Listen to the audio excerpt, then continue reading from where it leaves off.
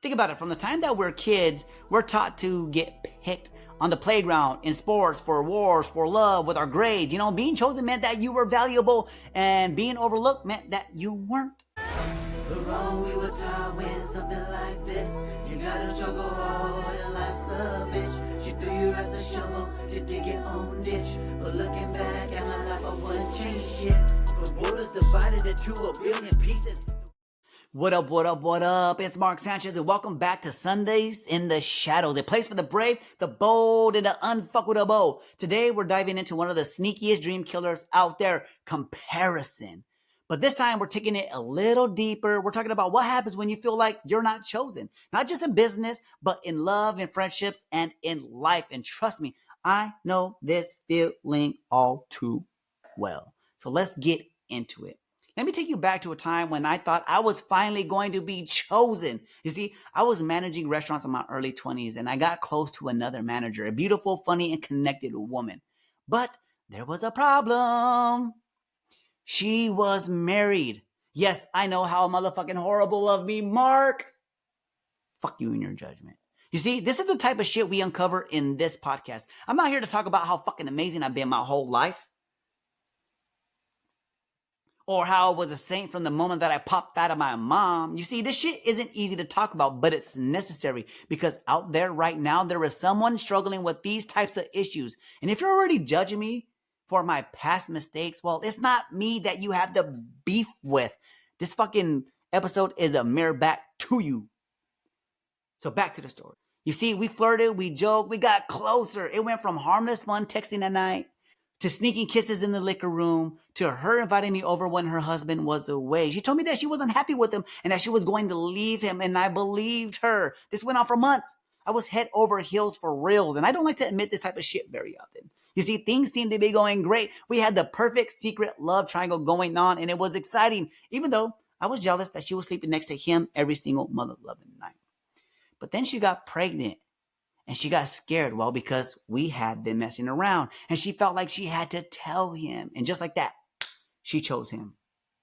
I remember giving her a call one day because I wanted to check on her, because a coworker said that she wasn't feeling good. And so when I called, her husband answered the phone and said, she chose me. Don't call her again.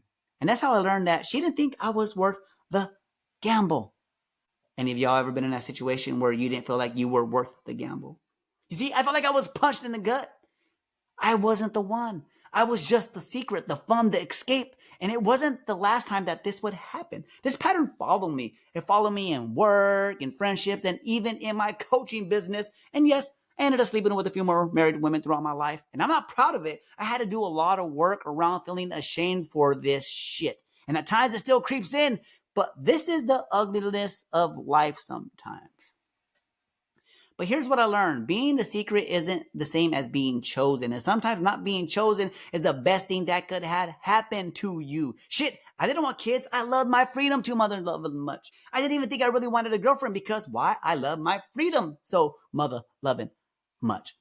So I want you to think about times that you got overlooked and what actually it saved you from, right?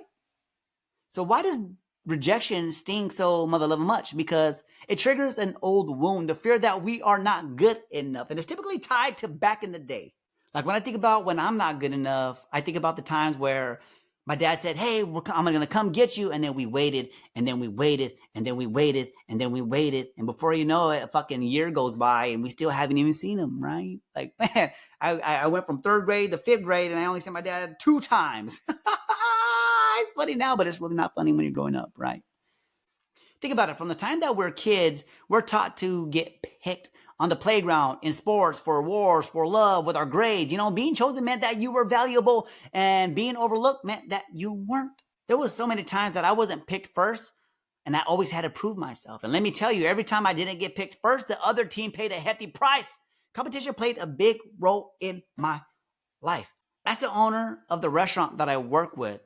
We have this Thanksgiving football game that we play every year. And I got him his first and only win for the next 10 years, because the following year he decided to choose somebody else that he thought was going to be better than me. And I made him pay big time. Well, my team and I made him pay big time. And we did so for the next 10 years. Should I mention that he didn't even want to hire me? And here I am 11 years later, the best server that his company has. And the reviews prove that shit. But here's the twist. Rejection is often a mirror. It's a reflection of other people's fears, their insecurities, or their unwillingness to step out of their comfort zones. This is why Andy didn't want to hire a boy. He only wanted girls. That's his comfort zone. He thought cute girls on the floor meant the store made more money. Wrong. Well-trained servers make the store more money. You see, when I tried to launch the coaching business I built on my friend, and the restaurant owners didn't take it seriously, I felt it. When I started my coaching business and people loved my free advice but ghosted me when they heard the price, I felt it again. You know that feeling when you're only good enough for those late night calls that ask you to come on over just to be ghosted again until another random booty call slot opens up? But see, I was looking at it all wrong. This rejection wasn't about my worth. It was about this fear of change, their unwillingness to grow, their need to stay safe. It's not personal. My Redbox and Netflix way of thinking is not compatible with their Blockbuster way of thinking. Y'all remember Blockbuster, right? Yeah, a thing of the motherfucking past. But here's the thing. Not being chosen isn't always a reflection of your worth. A lot of the times it's a reflection of their fear, like we stated. Their comfort zone, their inability to see your value. Maybe they don't feel worthy of having you. That's always a possibility. Like that woman chose her husband. It wasn't because I wasn't enough. It was because I wasn't safe. I was the unknown. I was the adventure she craved, but too scared to fully embrace. The restaurant owners who didn't take the icing seriously, they were ready to leave their comfort zone. Change is fucking scary. They were stuck in their old ways of thinking. Blockbuster. And those coaching clients who didn't sign up, they weren't ready to invest in themselves. They felt way more comfortable investing $300, drinking their problems away 5 days a week. Or maybe I just didn't talk to their pain point good enough. And that's okay because, well, it gave me room to grow.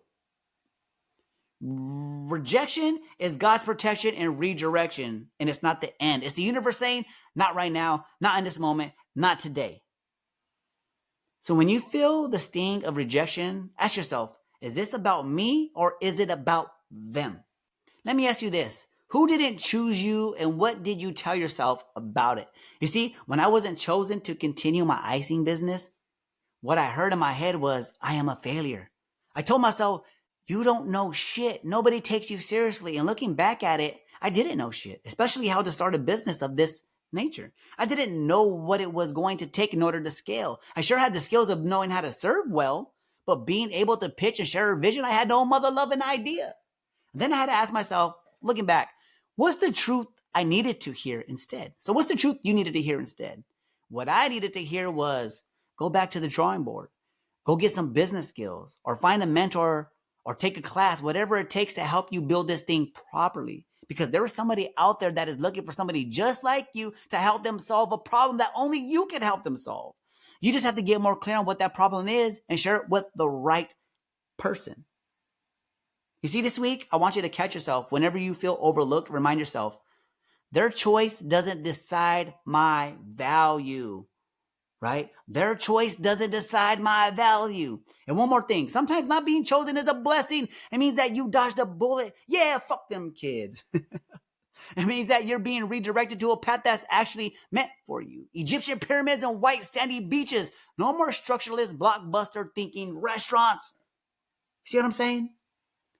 If this episode hit home, share it with somebody who's struggling with feeling unchosen. And make sure to subscribe because next week we're diving into the power of starting ugly. Why perfectionism is a myth. And until then, laugh when it's ridiculous, cry when it's real, and heal because you are worth it. And remember, nobody's coming to save you. It's up to you to learn how to fish yourself out of the fuckery. Love ya! Who would have thought I would have made it out of a system and you were born into the same system? A system that was rigged against you to keep you down, to suppress you, to keep you in poverty. But that poverty turned into my mother-loving privilege. Why? Because it taught me. It taught me to stand up. It taught me to do something about my situation, right? I wasn't a victim. You're not a mother-loving victim. I rose to the mother-loving occasion to be here today, right now, on this track to tell you, get your ass up. Our ancestors had it way worse. Believe that.